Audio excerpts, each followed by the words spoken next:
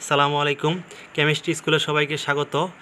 Organic chemistry second part এর suggestion নিয়ে আমরা উপস্থিত। আশা করি ভিডিওটি সম্পূর্ণ দেখবেন। এর আগের পর্বে আমরা মোট 25টি দিয়েছিলাম, এখন 26 নাম্বারটা হচ্ছে Clemmensen reduction and Wolff Kishner reduction দ্বারা কীভাবে অ্যালকেন সংশ্লেষ করা হয়, মানে প্রিপারেশন অফ অ্যালকেন বাই উপরের যে দুইটা প্রসেস আছে এই দুইটা প্রসেসের মাধ্যমে। পরবর্তী প্রশ্ন, কিটোইনুল টটোমারিজম কাকে বলে? টটোমারিজমই আসলে হচ্ছে কিটোইনুল টটোমারিজম। এটাই উদাহরণে একটাই থাকে, এটি গাঠনিক সমন্বতা চ্যাপ্টারে রয়েছে।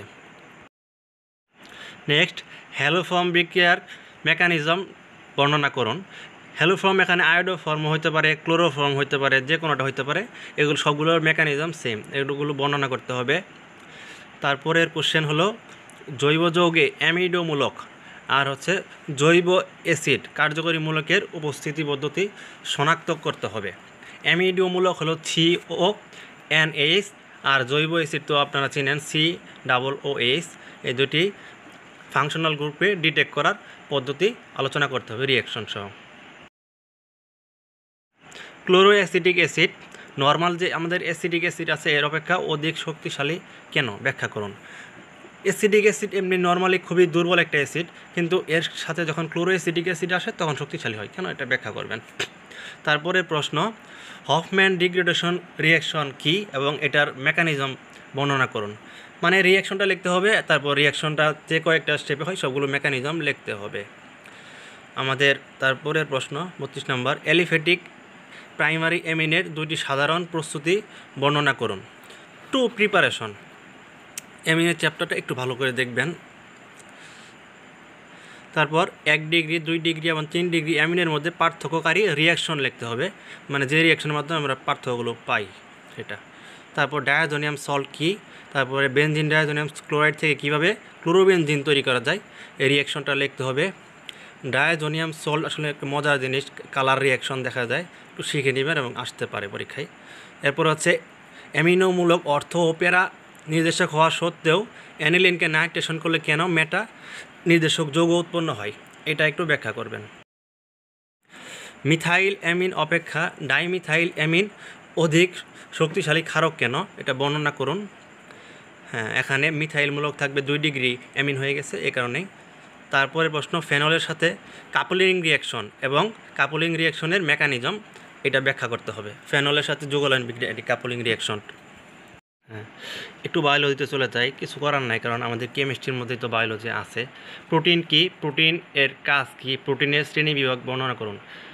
কয়েক টাইপের প্রোটিন আছে তাদের শ্রেণীবিভাগগুলো বর্ণনা এবং তাদের উদাহরণ সহ লিখে দিবে।